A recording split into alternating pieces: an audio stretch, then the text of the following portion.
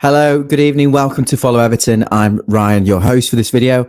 I'm hoping Dan will be on and joining very shortly. We're going to be looking at Everton versus Newcastle, tomorrow night's game at Goodison Park. Kind of looking forward to it and also really dreading it. I mean, you really want to start to put things right and start to get some points on the board and get rid of the negative feelings and you know, try and build something and kickstart the season really. But at the same time, obviously Newcastle have been doing really well. Only lost to, bear with me one second.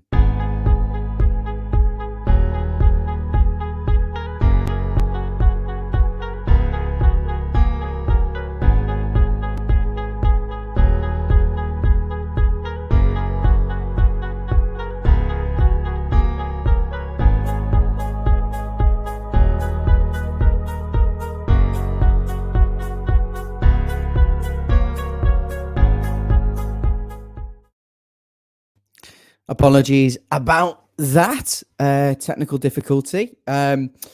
Newcastle have been on a really good run of form. Obviously, they've only lost the one game against Chelsea, and even that was a very narrow win for Chelsea. So I think it was like a really last-minute goal for Chelsea. So Newcastle will come to Goodison full of confidence, and obviously it was the win away from home at St James's Park that really kick-started the season for Newcastle and their revival.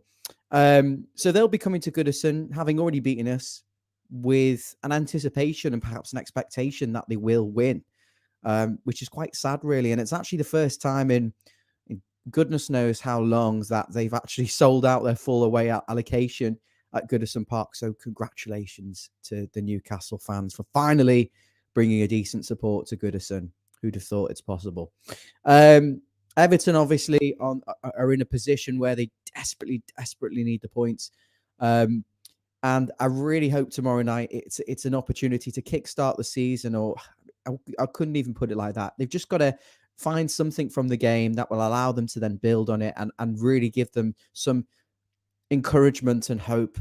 Because I think, if I'm honest, a lot of the fans really are really down. I mean, after the Wolves defeat, I'll be honest with you, and even when they put the scores up during the match, with Leeds winning, for example, I felt so deflated, and I just physically couldn't motivate myself to get up for the rest of the game, and I was sat there, and my head wasn't really at the ground at that point. You know, when they're showing the scores, the other team's not going your way, and Everton aren't doing the business on the pitch. So during the game, obviously didn't feel too good, and then after, you know, for 48 hours, felt absolutely effing dreadful.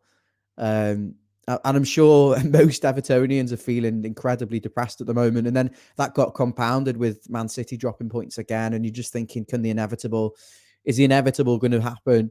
And them not going to win the league and us get relegated? And you just would never have anticipated that, but it's possible.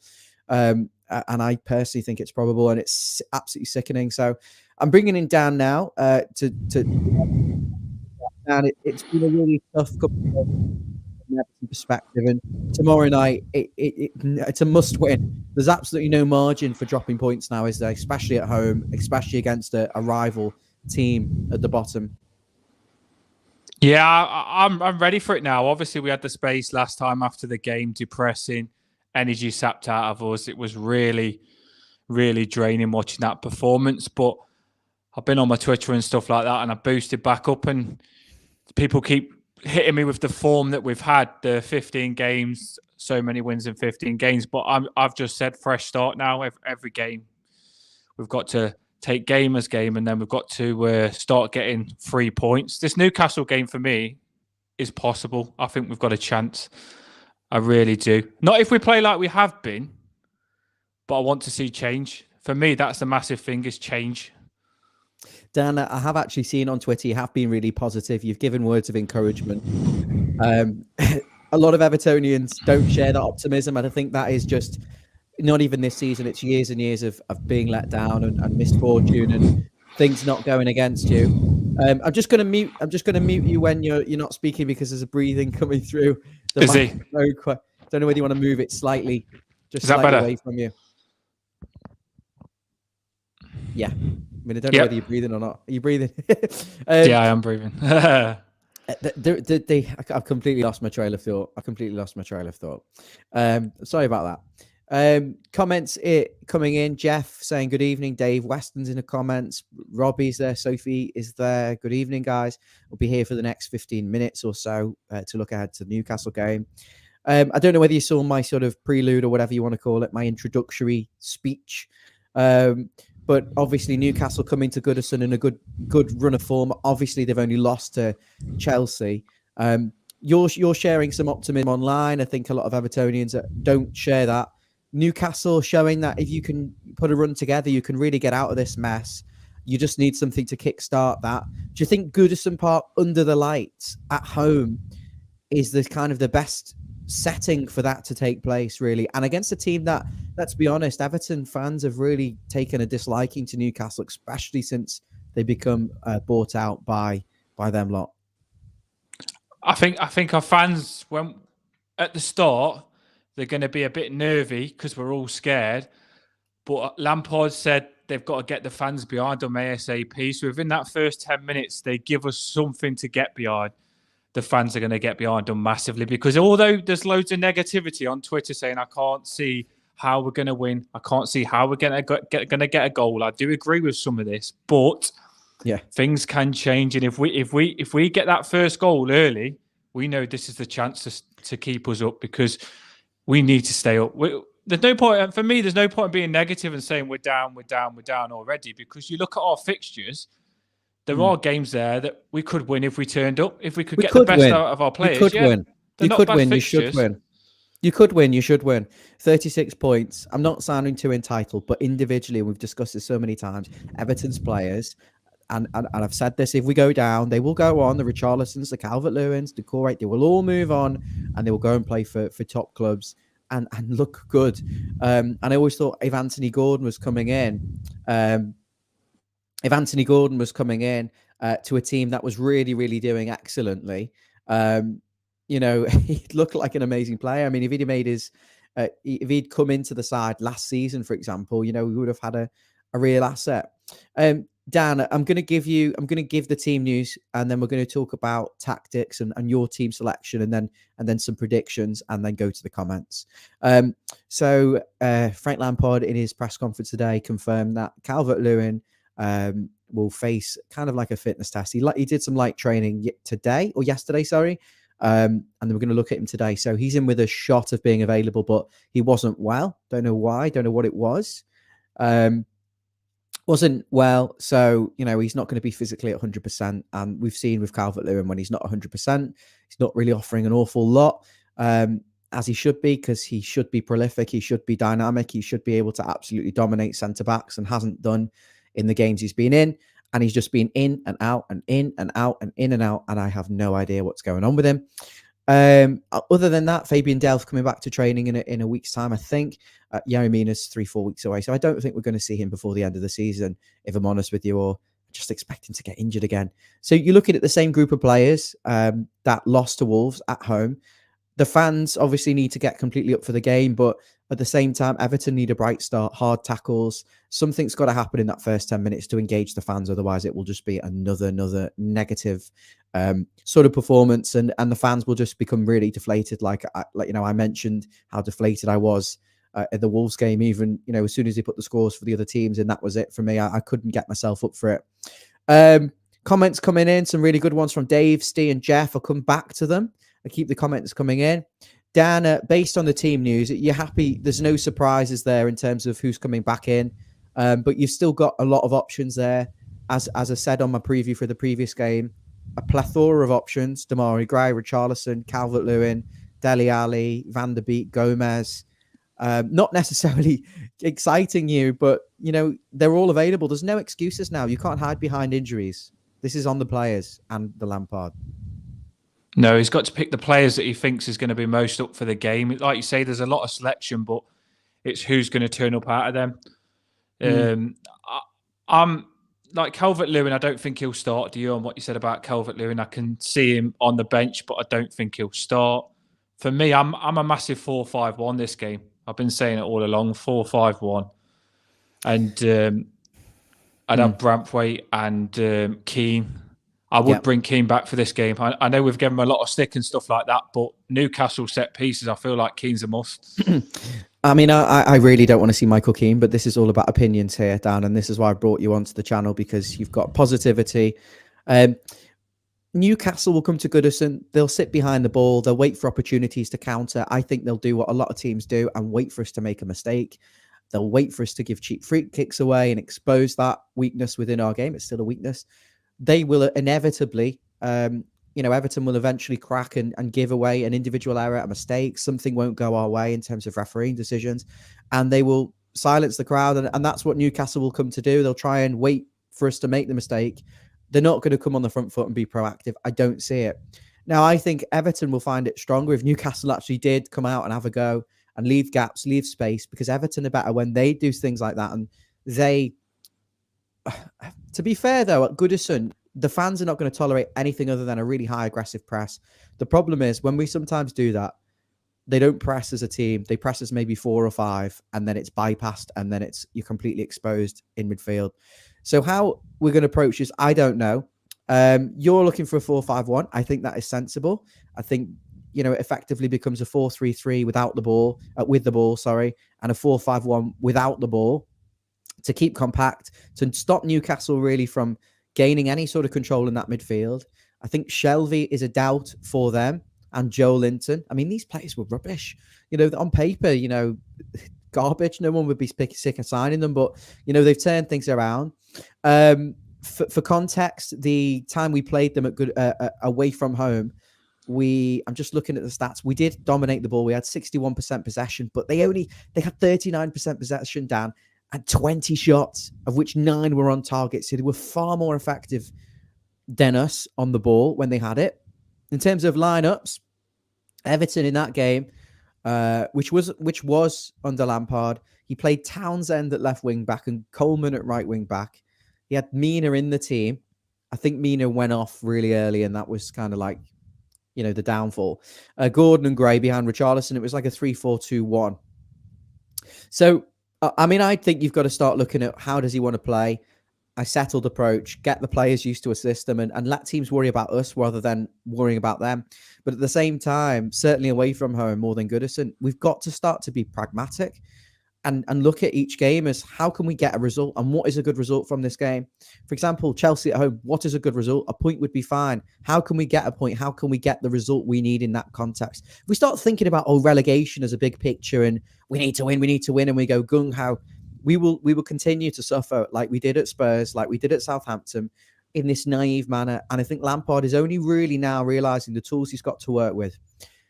On the other hand, Ancelotti really did know the tools he had, and he said, we can't play. That was what he said. And he went to the back 4. He did 4-4-2. He said, what have I got? I've got 2 strikers, good in the box, good in the air. They're not rapid, but they're quick. He didn't have the wingers, but we have wingers now. We don't have the playmakers in the same way that we did, but he understood what he did have. And he said, my fullbacks aren't good enough going forward. And when we play with the fullbacks, we're getting exposed. And he went to 4 centre-backs. So my question to you is, I know you're talking about the 4-5-1. I'm going to get your team in a minute, but would you be open-minded to 4 centre-backs? As much as many fans don't want to see Michael Keane and Branthwaite, and Godfrey and Holgate as the fullbacks, and then basically say to Gordon and Gray, you go and run at your defenders, you go and attack.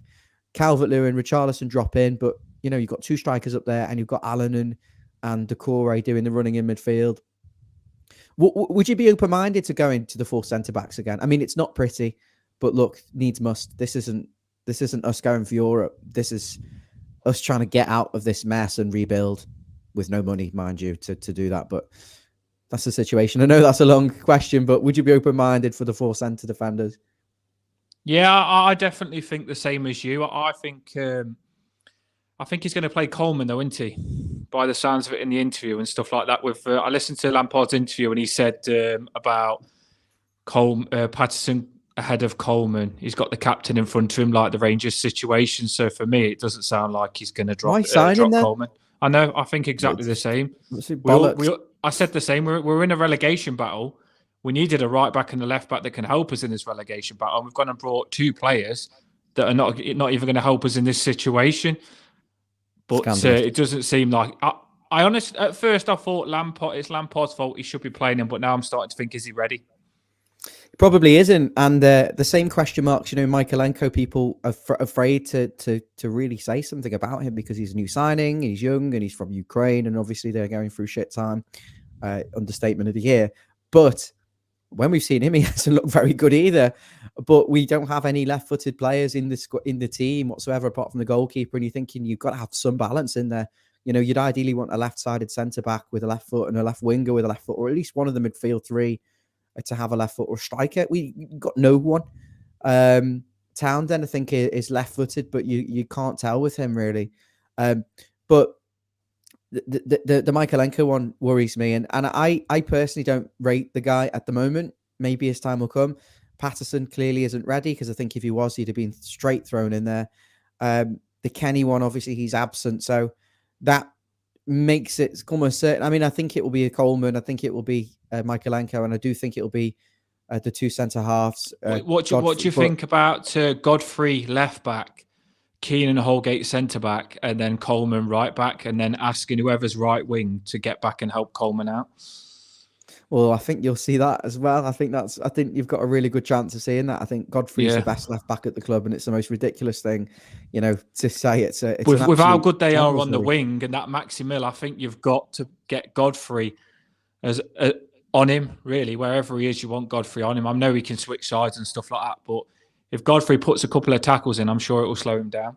Dan, if we make it horrible tomorrow in terms of a crowd, and we are toxic, and we whistle every moment they get the ball, and we are ruthless, and we get into Newcastle, we stop them playing, and anytime they touch the ball, they've got a man on them quickly, and we get on them, and they become nervous within themselves, we can take advantage of that. We have the quality players as individuals. So go away for their international teams. They are good on paper. They're crap on grass, good on paper. I think what you're saying is right. I think Maxi Mill, I'm not sure that's his name. We're going to call him ASM. I'll just call him Maxi Mill. Calling him Maxi Mill, yeah, brilliant. He's a dynamic player, but I don't know whether he'll start, because I think that they will go for discipline. I think they'll try and stay in the game for 60 minutes, wait for a mistake. If the mistake doesn't come, or if the opportunity presents, they'll bring him on. Silence them, really dominate this game. Get the 3 points. Give me a team then. So are you sticking with the... Go on, give me a team. Give me a team. I'd go Godfrey left back, because he can always play as a sweeper left back. You've got your speed. No one will... If he plays like he did last season, no one will get down that left-hand side. You've stopped it, and he can get forward. I'd play Holgate and Keane. I haven't got full confidence in him, but Keane has had some good games. At the minute, he's out of form. This one game out might have brought him back. But for me, if you've got Wood in the box and you've got that Burn coming up on set pieces and stuff like that, Keane is the only person that can head the ball, isn't he? All of our defenders can't head the ball other than Mina. Can he head the ball? Better than Holgate, Godfrey. Branthwaite is quite good, but I don't know whether he'll play Branthwaite. That's an interesting one as well. Will he use him? The two of them, Keane probably ironically would have stopped the goal, I imagine, against Wolves. But is he going to make another mistake? Are we going to concede another way? That's the question mark. I would have fancied Keane on Cody. I know he makes a lot of mistakes, but on set pieces, I'd fancy Keane on Cody more than Godfrey or Holgate, personally. Dan, he's a bit slow. And I think in a game like this where you need urgency and someone who can bring the ball out from the back and dictate it, and potentially with your strikers high, your wingers and your midfield quite pushed on, a lot of the play, relies on your two centre-halves. And to be honest with you, it doesn't matter who plays at centre-half. The distribution's woeful. There's nothing coming from there. But Keane slows it down. Every pass is sideways. Same with Holgate. This is why I'm just thinking, get those two centre halves in.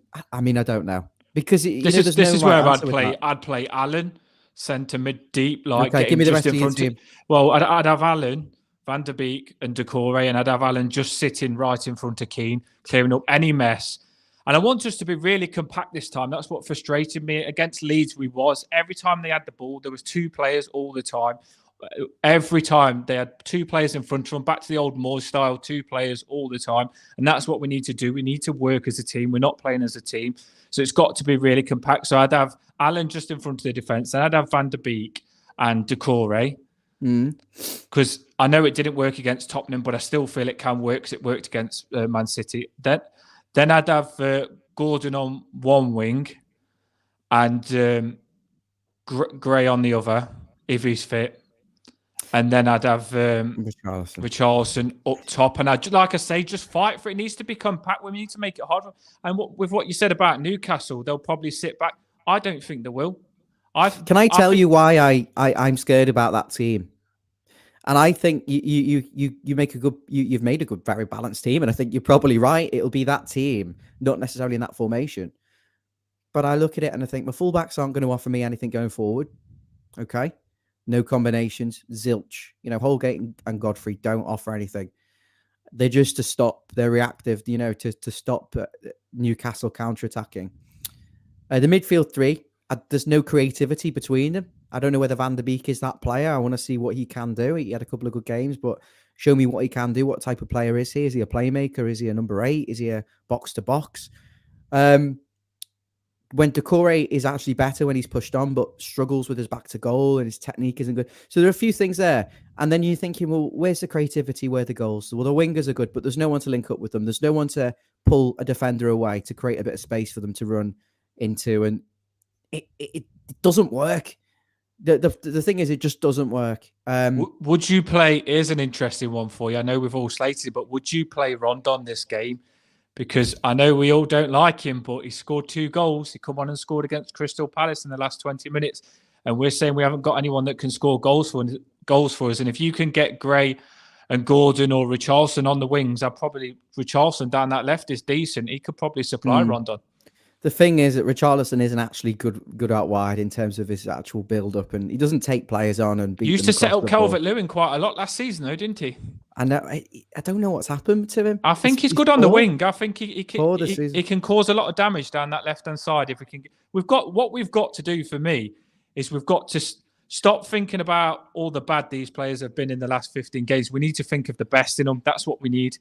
We don't. If we get the bad, we're going down. As simple as that. So we need to think of the good Doucouré that was box to box, and he'll get in the box, and he scored against Norwich, beautiful goal, and he had a cracking game.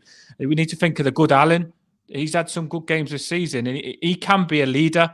He can be that player that shouts at them and bosses them about and stuff like that. The good Allen's the one down the pub serving the beer. I honestly think Allen can. We've got to believe in him. I know everyone is negative, and I'm probably the only one that's positive. But for me, if we go to the ground and we think we're going down and we act like we're going down, the players will think that we're going down and they'll play to go down, and that's what we're going to get. Probably be better if this was behind closed doors, because I genuinely think at least 60-70% of the people are going to turn up and not really want to be there and feel really shit, to be honest. I mean, there's no other way of putting it, and find it really difficult to get themselves up for it. If the players show something, they'll respond, the fans. How many games do you think we need to win to stay up? That's an interesting one. I think we need 35 points. So how many games? What are you saying? 4 wins will keep us up? We need 4 wins and a draw. So basically, if we can beat Newcastle, we're a quarter of the way there. But it all depends what the other teams do. If they go on a mad run, Brentford are on 30, Newcastle are above 30. You're only really looking at Leeds and Burnley, and Watford are dragging themselves out. So we could, Dan, we could genuinely finish bottom. Well, second bottom. It could happen. Look, but we have got games. We have got games in hand, haven't we? We have got games in hand, and I know people say, "What's games in hand if you ain't going to win them?" Well, let's start winning them. We have got the games in hand, and the fixtures. If you want to go through them, the fixtures, there are some that we can win. The next 3 games, we could win all 3. Damn, if we turned up, if we could, reassuring. For me, beat Newcastle. Take it step by step, 1 game at a time. Beat Newcastle. Go into that international break. And I know you said about Mina is probably not going to be back, but if we could get him back, would you use Mina? Because he might get injured. But if you can get 3 games out of Mina, because Lampard said he's about 2-3 weeks away. Be lucky to get 3 minutes out of Mina. But you've got to be positive. What about if we get 3 games out of him and we've got a leader there that helps us out? We've got to do anything to stay up. Because if we go down, as many people have said, this is bad. With our financial thing and stuff like that, we are going to get so many penalties when we're going to... We'll be like a Chelsea situation. There's going to be a lot of bad headlines about us. It won't just be we'll go down and everything will be okay, come back up. It's going to be a lot of bad stuff, especially with the new stadium and stuff like that. It's not going to be good. So we've got to give everything to stay up for me. And I know we don't believe in the players. I know it's hard to believe in them, but they are what we've got to keep up, and we have got to get behind them. What you said about Mina's spot on, by the way. He's our best defender, and when he plays, we don't look like conceding goals, really, I'll be honest. And that's a massive, massive loss. You've lost your centre-half all season, your main defender, and you've lost your main striker effectively all season. In terms of if we got relegated, it's absolutely catastrophic because we're struggling with the finances in the Premier League, so God knows how we'd cope with the Championship income, which is nowhere near. The TV money is non-existent, and players on huge, huge, huge contracts. So it would be shambles. We'd have to sell cheap. We'd have to completely reinvent the squad. I don't know how the hell we do it. I don't even want to think about it right now. Mina frustrates us, but just think of the good in the players. I've watched Mina against Argentina when we're not debating whether he's good or not. Against Argentina when he took them into penalties against Messi and all that lot, and he had a cracking game. And these are some big players. Just can't stay fit. Yeah, but he stays fit for his international. So what about if he actually gave a crap for once and he comes and he stays fit for 3 games? If he can stay fit for 3 games, that could be 3 wins for us, or even maybe some draws that we need against some big teams. Well, touch wood, there hasn't been as many injuries since Lampard's come in. I know there was a couple at the start, but I think things are changing maybe with the medical services. And one thing that really worried me was every week someone was getting injured for no reason. And Rafa sacked the head of medical services. There was no reason for that to happen. And you'd come back, and I always questioned, are they preparing properly? Are they warming up properly? Is something not quite right? Hopefully that's behind us now. Hopefully we can get Mina back, but we have to focus on the players we've got available. I don't know what formation he'll go with. I've got my gut feeling it would be a 4-3-3 again. I think with that, you need fullbacks that can attack. We don't have that, I think Calvert-Lewin's availability will dictate it. If he's fully fit, 4-4-2, fullbacks, you can, remain disciplined and try and get like a fluid front four and push and win second balls. I think there's not going to be a lot of space in the central areas. I think Newcastle play a 3. They're very solid in there, and the central defenders have improved. So the spaces are going to be in behind and out wide. How can we draw Newcastle out? How can we get in behind them? How can we play that early ball through rather than square sideways passes? This is what we'll find out tomorrow. Can we go to the comments, and then can I get your prediction, please? Get them. We could talk all night about this, but we've got Robbie saying Newcastle started their run against us. Can you see us going on a run? If we get a result tomorrow, I think we could. Sophie saying 100%. I'm nervous about tomorrow. We've got the cup tie. We can shut off for 2 weeks. Can you truly shut off, Dan? We'll be ready. We've got training. Lampard says a lot of them are in training. We'll be ready. We'll beat Newcastle. Me and you are going to be dancing tomorrow when we beat Newcastle. And if we don't, then we just get on with it. We'll win the next game. But we're going to beat Newcastle. This channel is going to be buzzing, I tell you, because we're going to beat them. Got to be ready. Got to get Mabsy on for a celebration. We battered Newcastle last time out under the lights at Goodison. Yeah, 2 goals in the last minute as well. Fucking hell, imagine. Goodison has been rocking. Let's get behind the team. Any negativity will seep into the ground. I mean, I probably shouldn't go. My ticket should be replaced. This is good, though. Genuinely, as someone like yourself, Dan, needs to be in the ground. We need 40,000 Dans. I'm going. I know I've moved far away, mate, but trust me, Are you going tomorrow? No, I'm not going, but I'm going. I'm gonna sort tickets out, mate, because I live far away, but I'm gonna make the trip, whether it makes me skint or not. I'm coming down, mate. They need me, and I need to be there because I'm ready. Good lad. Yeah, I've got to be there. I will. I've just moved far away and my daughter ain't been well, but I tell you something, I've got to. If I don't go to a game, I'll be fuming. I've got to go, mate. I've got to be there. They need us, mate. They need us. That atmosphere against Leeds was amazing. And it hasn't been the same since Leeds. But every time Leeds got the ball, we was booing all the way through the game. And because we've had a good result and a bad result, the atmosphere's gone a little bit. And it's not down to the fans whatsoever. We're not cheering these players on because they don't deserve it. We're cheering for Everton to stay up. That's what we need. We're cheering for our club. And if that's what we've got to do, just give what we've got to think to ourselves is just, I'm not there, so I can't say much. People say, oh, you're not there. Why are you saying this? But at the end of the day, if I was there, mate, trust me, I'd be shouting all the way through because they need that. And when we went to Newcastle, the reason that Newcastle beat us because Newcastle's atmosphere was really good and it stopped us. And because they wanted it and they got stuck in. So let's do the same when they play us this time. Our atmosphere is massive. They've all wanted it more. we might And as well the get atmosphere behind was them. big, yeah. Yeah, we've got to get behind them. They need it. We don't want to go down. What would we do for a chance to stay up? And we've got that, so we've got to try and stay up. There's no point in being negative. Like I said, it's just going to go to the players because that last game, for me, the players look really, really nervous. They felt the relegation battle, and if they start doing that, it's going to get worse. And I know we say these players are bad, but you're going to see it get even worse. And we don't want that. We need to get the best out of them because if we can, there are good in players. We have some players that have been in the Premier League a long time.